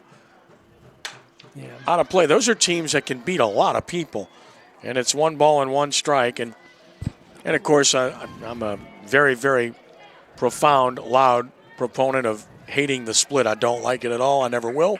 I think it's very bad for the state and very bad for the game. It's a personal opinion. Doesn't make me right or wrong. Ball in the dirt. Nice pickup. 2-1. But if you look at things this year, John Curtis is legitimate. I don't know that I've seen a more complete team of anybody I've seen in baseball this year. Nobody has pitching depth like they have, no doubt, and they can hit. But first this one to second for 1, first, and just beat the wrap.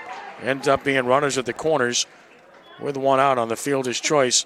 Catholic is a good team, but with all due respect to the select side, those are the only 2 teams that would even threaten the top 10 in a power rating situation. Yeah, I think one of the other things, of course, I agree with you on the split. I'd love to be back together. But I think in the first round you may see upsets, but I think in the second round, when it gets to 2 out of 3, you don't. The better team usually wins the 2 out of 3, especially the better team with pitch and depth. So I think you're going to see top seeds, you know, when you start getting into the 8-9 game and the 7-10 game, I think you're going to see top seeds have a little bit of an advantage. But there's certainly probably 10 to 12 teams that can win a state championship in 5A. Want to know the count on Truax?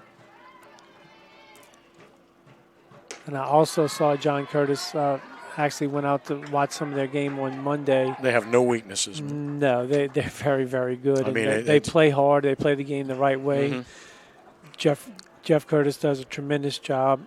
And they play as a team. I mean, they have stars, throughout their lineup, but not one more than the other. They just keep playing, and they're impressive, very, very impressive. So many arms. I mean, that's the thing is you don't see that anymore at this level. In a combined bracket right now, they'd be like the 7th seed. And I guarantee you they're better than that. Correct. Strike called. It's 2-1, but that indicates just how strong 5A is. Catholic would be a top 10 seed too, but that's it. Other than that, the public schools would dominate.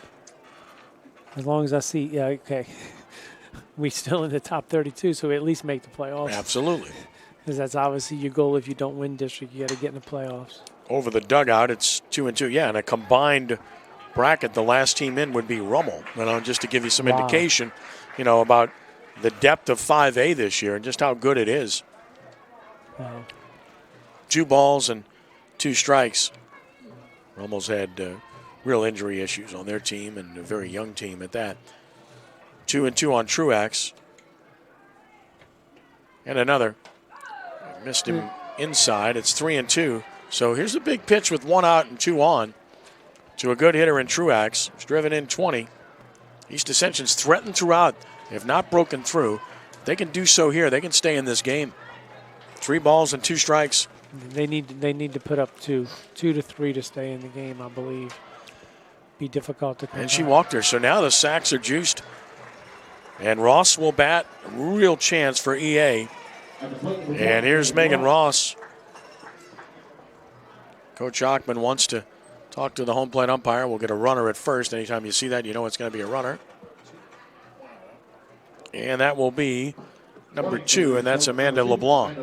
So LeBlanc runs at first for Truax. David's favorite rule. I just take advantage of the rules they give me. I understand. As well you should. So LeBlanc runs at first. From a defensive perspective here on a ground ball, you want to make sure that you get an out. You'll give up a run. You have a lead. Need another ball or 2 is what they're asking for here. That's what we're delayed for, waiting for some more balls. You want to get an out here. Doesn't matter what base, even if they score a run, just get 2 outs. Even if they have runners in scoring position, they're getting down towards the bottom of the lineup. You want to just, kind of control the damage. Big opportunity for Ross in this situation. She's walked and grounded into that around the horn double play back in the 4th inning. Bases loaded, 1 out in the 6th for East Ascension. Big chance here. Out of play right side. Went up swinging. I like that. Trying to drive in runs. It's 0-1 against a pitcher who has had pretty good command. 2 walks thus far. Yeah, that was a very good swing, too. She's a little behind it. Actually 3 walks, but 2 in this inning for Toronto. 0-1 the count.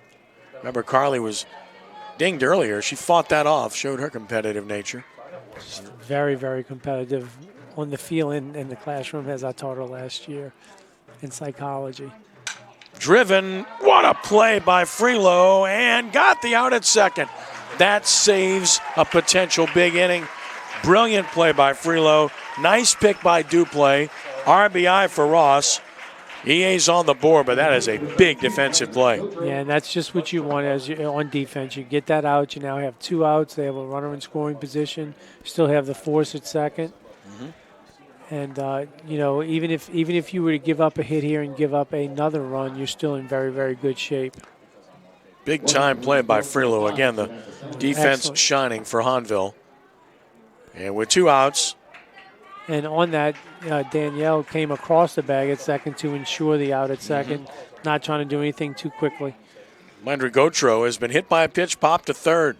It's a 7-1 game now. as Gautreau tries to do some 2-out damage. Strike called. It's 0-1. That's what you want to do. Get ahead of this hitter. You don't want to walk her and put another girl in scoring position and have another chance to have a bigger inning. No balls and a strike. Another. Down and in. Equal at 1-1 now.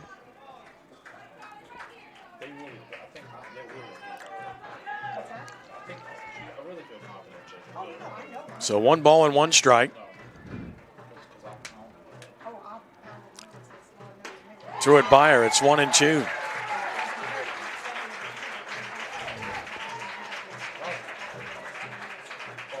Carly looks like she's had enough of this inning with those 2 strikes. That was probably 2 of her better pitches all day. Well, got in trouble with the walks and an error. Has not given a hit in this inning. Here's the 1-2. Toward third. Nice pickup by Freelow. She's good. Inning is over.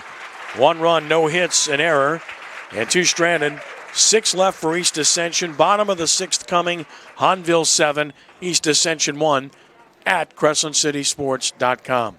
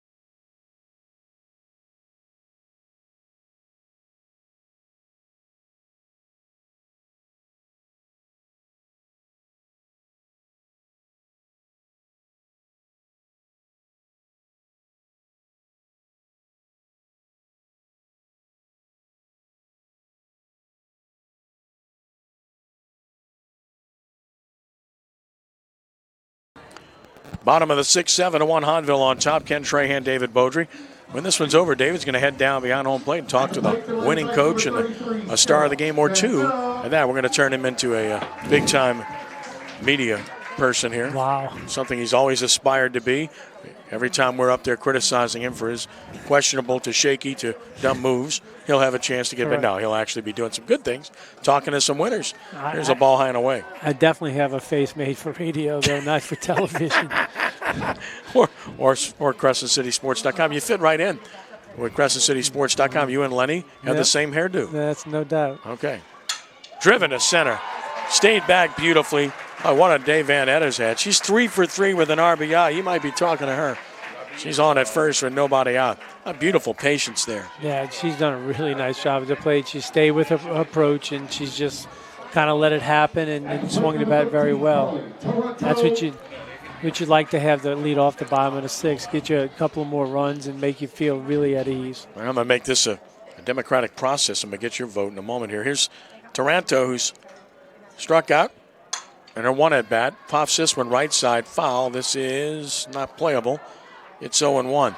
I'm thinking at this point you've had Ortega a 2-run homer. You've had the 2-run homer by Aleman, and yet I'm thinking you're going to talk to Van Etta and maybe Carly Taranto. Yeah. That's my thinking. Yeah, agreed? I think I agree with you. Carly certainly has done a tremendous job on the mound. So we'll tell Nuge when you head down there, we want to talk to you, want to talk to Carly and talk to Sarah. Foul back to the screen, 0-2 if, in fact, Hahnville holds on to win. Katie Ockman's team have different ideas. They'd like to stage a big-time rally in the 7th, but they're going to need to get out of this inning first. Lead-off person aboard for Hahnville. That's 10 hits now for the Lady Tigers in this one. Nice play by Nicole. Wheels and deals to second, and not in time, but got the force. Fielding her position well. 1-6 put out. And we'll probably see a runner at first, right? Yeah, it looks like. It was Gautreau pinch hit earlier in that spot. You know she doesn't want to run here, especially after that tweaking that Let her go catch her breath and get ready to pitch to the 7th. Number 12, the glove, Catherine Smith. So, get the runner for Hahnville here. Is Catherine Smith will run, another freshman. Catherine Smith runs it first. And with one out, here's Marissa Aleman, hit the 2-run homer in the 4th inning. She's grounded to third. Took it off the plate. Got a feeling they're going to stay away from her right here. Being the 8-hole and 9-hole, but can't go too very far with the top of the lineup coming up.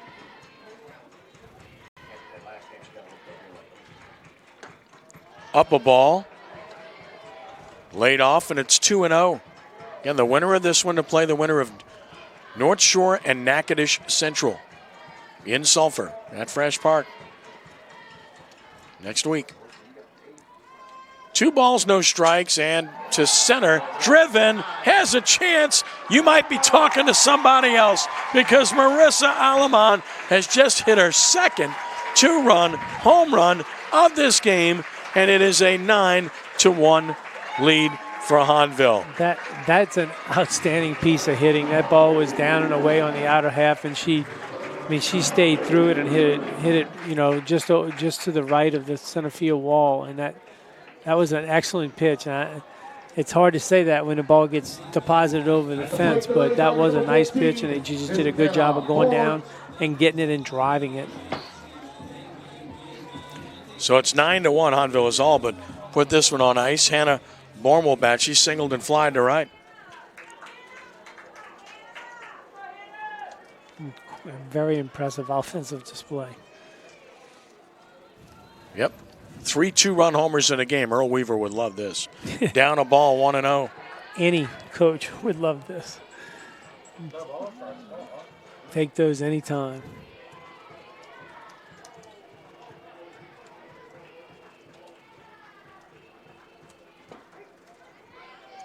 And it's 1-1 on Bourne.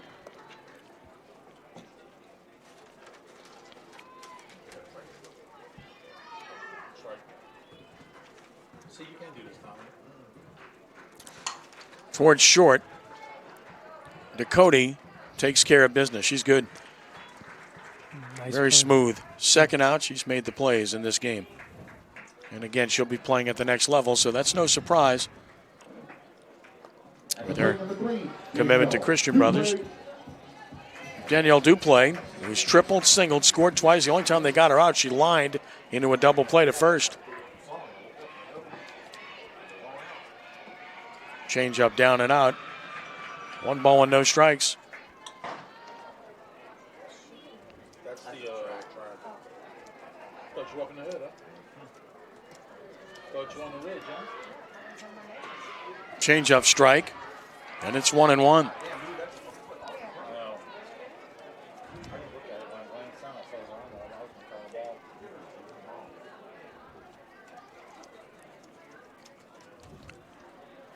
Towards short again. Ducote got a hop. Boy, nice quick release. She is a smooth player.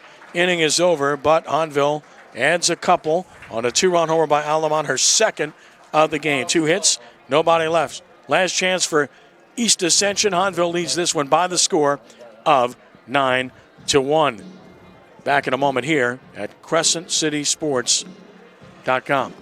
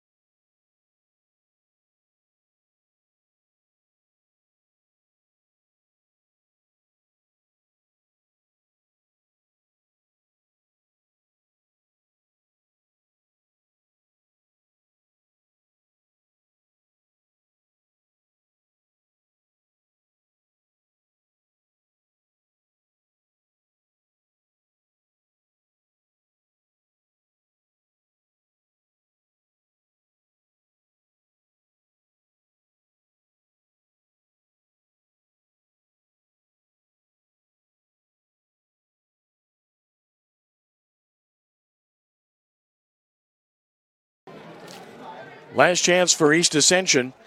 Here in the top of the 7th inning, it will be Grace Bagwell to be followed by Rebecca Burke and then Jada Goodwin for the Lady Spartans. Grace Bagwell has reached on an error. She has flied to right and bats here to start the top of the 7th against Carly Taranto, who's gone the distance and misses down and in. 1-0.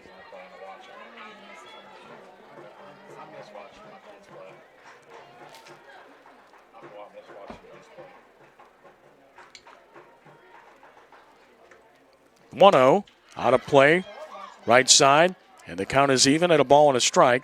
Next pitch by Taranto will be her 100th of the game. 1 ball and 1 strike.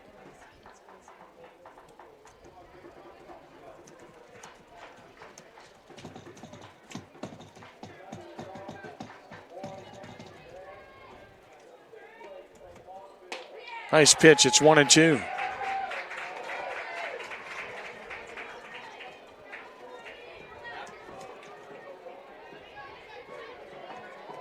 I missed the count. 1 ball and 2 strikes.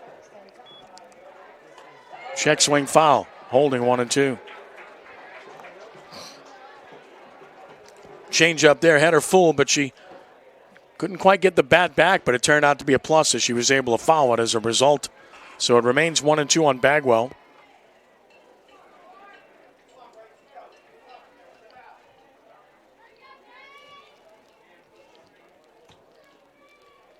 And the 1-2 pitch. Out of play right side, so it remains at 1-2.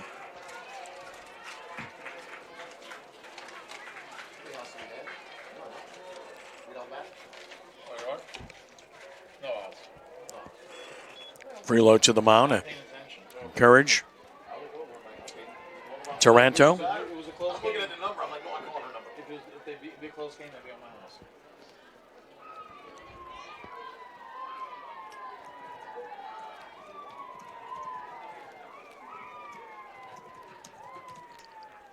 Got her on a changeup way out in front. Tagged out by Keller. 1 out.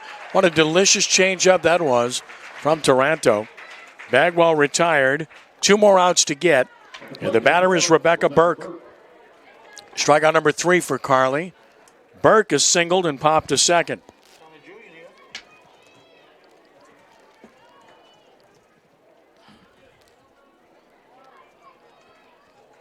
All got away and retrieving that.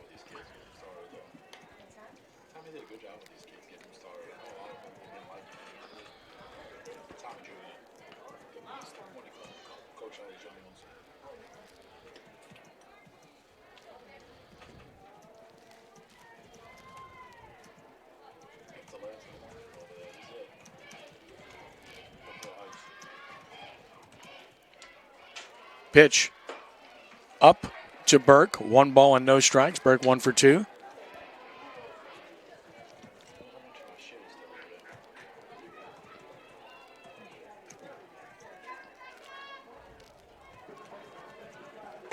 And a strike is called. It's 1-1.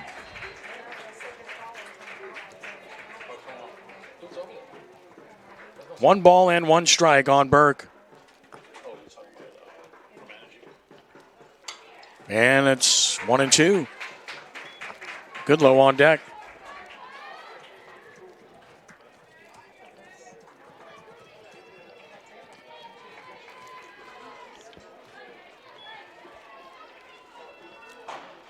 One ball and 2 strikes.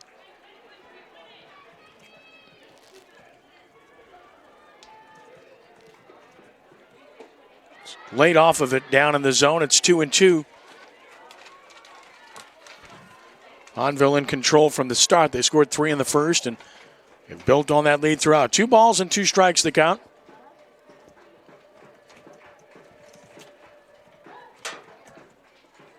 Out of play again, so Burke is battling and it's holding at 2-2.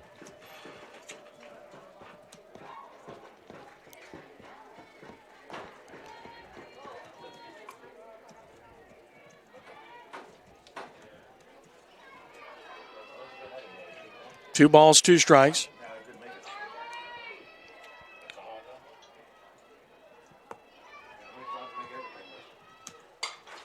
infield pop, second baseman Truax. 2 outs. Hahnville 1 out away from going to Sulphur for a second straight year. Last chance, the freshman Jada Goodlow, who singled in 3 trips. Plate number 10, Jada Goodlow.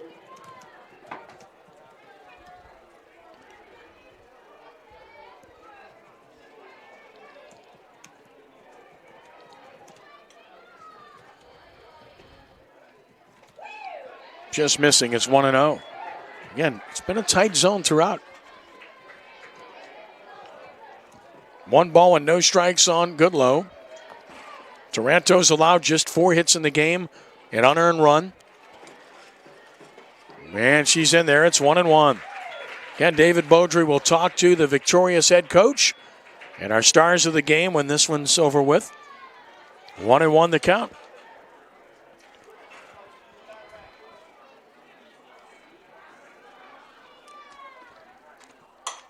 This might drop. Nope, right fielder there, and Hahnville's got it, and this game is over.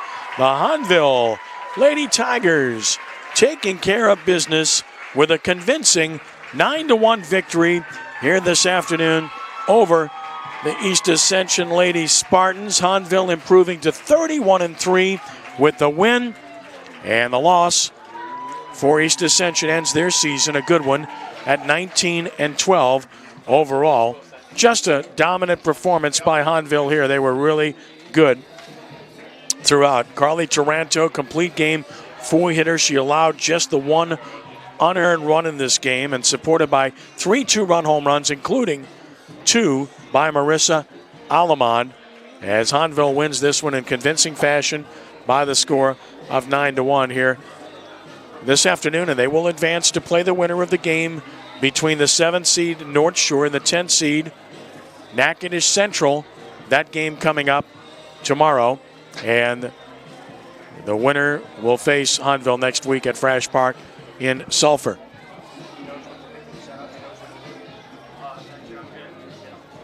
So we'll get David into position down there, and we'll, after the teams get together on the field, which is a really nice touch in softball, and we'll get David in position to talk to the stars of the game here coming up momentarily on a beautiful afternoon in Boutte. I mean, you just couldn't have a better afternoon than we had here weather-wise, and it's been special, and Hahnville made it special for the home fans here with just an outstanding performance here in a very, very solid baseball team. Hahnville is. There's no question about that. Moving forward, they're going to be a load to deal with. Totals of the game was 9 runs, 11 hits, 2 errors, and 1 left for Hahnville. And for East Ascension, 1 run, 4 hits, no errors, and 6 left on base. And Taranto, the winning pitcher, Nicole, the losing pitcher. And again, Hahnville moving to 31-3 with the victory here this afternoon, and East Ascension falling to 19-12 with the defeat. Just a really good performance overall by Hahnville here this afternoon. You'd have to call it a complete performance based upon the way this game unfolded and how they handled their business. Taranto walked 3, struck out 3, by the way, as she continues her brilliant season, improving to 31-3 with the win. Nicole falls to 17-11 as she takes the loss here. Didn't pitch badly. She just had to battle, throughout, and was really a good pitcher in this game. She just wasn't able to, to subdue this outstanding lineup that just was proved to be too much here this afternoon. So, again, we wait for David and company to get in place, and it's a win here for the Hahnville Lady Tigers in impressive fashion as they move on. By the way, just to tell you a little bit about what's happened and the brackets so far, Ouachita Parish is the number 1 seed. They're the team to beat, or so it would seem. They've got Barb tomorrow in the regional round. Barb is the 16th seed. Winner of that one will play the winner of Central and Alexandria. They also play tomorrow. In the next part of the 5A bracket, Mandeville plays Denham Springs tomorrow. Mandeville, the 5 seed. And the other part of that bracket has the 4th seed Sanoma hosting West Monroe. Bottom half of the bracket, the 3rd seed Sam Houston hosting the 14th seed Ponchatoula tomorrow. And it will be the 6th seed Airline hosting the 11th seed Acadiana tomorrow as well. Most of these games on Friday. And here in the bottom half of the bracket, as we mentioned, North Shore hosting Natchitoches Central tomorrow at 4 in Slidell. And then you've got Hahnville and East Ascension. That game just completed here, 9-1. Hahnville a winner. So the Tigers going back to Sulphur.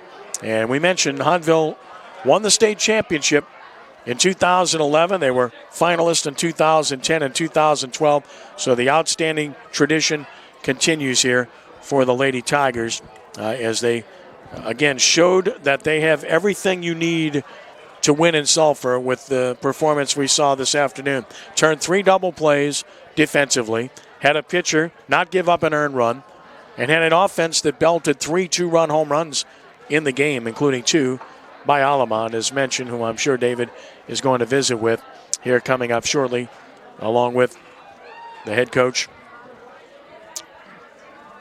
Coach Jerry Nugent, and perhaps the pitcher, Carly Taranto. I mean, again, just a solid overall performance. Coach Nugent's still meeting with his team. We were hoping to catch him before that happened, but we'll try to hustle him out. I feel like yelling at Jerry right now and telling him, let's go, dude. Got some people to take care of here. But great sport. If you have a chance to get to Frash Park in Sulphur, we really encourage you to do so. It's a great game to watch. Big complex with a lot of fields, games going on all over the place, and a chance to gather to watch this great sport over an extended period of time, a week's period of time. So we hope you will do that. And right now we're going to get Coach Nugent walking over and get Marissa Aleman and Carly Taranto going to join David Beaudry, as well as we get our start of the game ready to roll here. And so we'll get that done here momentarily as they're going to join Coach in a moment.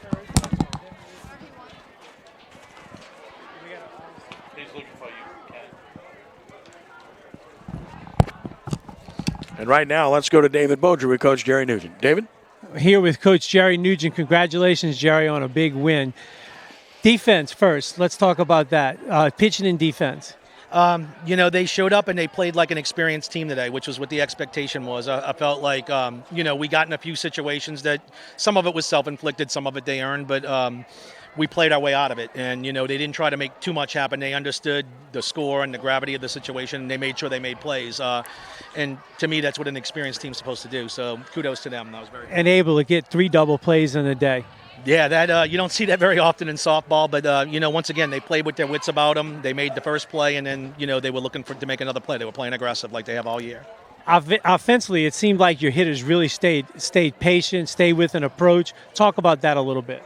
Yeah, our game plan going in was just to be patient. We felt like they were going to try to do a few things, and we knew that if we stayed in the zone and we attacked good pitches, that we were going to have a good day. And that's what I just told our hitters. Even the ones who didn't end up with base hits, we had some tough outs today. We hit the ball hard all day long, and I was very, very proud of that. They squared it up pretty good today. Kenny and I were mentioning we thought the EA pitcher did a tremendous job of keeping you off balance, but yet you hit pitches and hit them well. Yeah, and she's a very good pitcher. She's just a great athlete in general. We have a lot of respect for her. She did a really good job.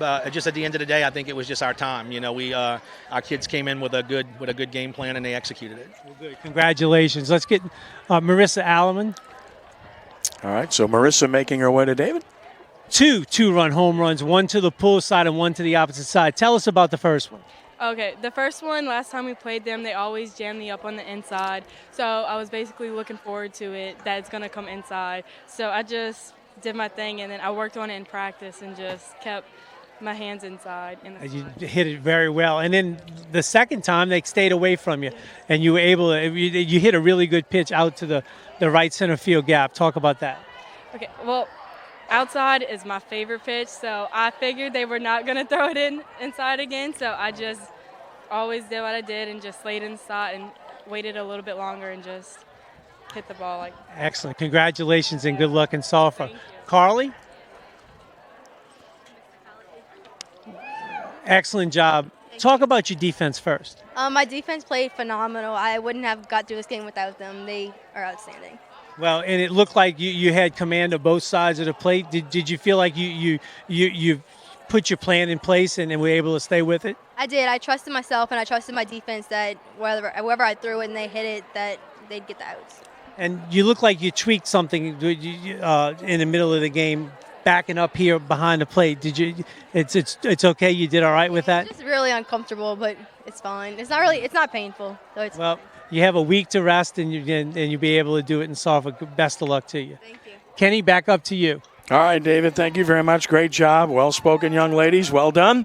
As we hear from Marissa and from Carly. Again, a winner is Hahnville. They defeat East Ascension 9-1 here this afternoon in a really good performance by the Hahnville Lady Tigers. As mentioned, they move on to Sulphur, to Frash Park. They will play the winner of North Shore and Natchitoches Central. Figures to be a very good game. We look forward to seeing what transpires in that game tomorrow and to see who's going to play Hahnville in Sulphur.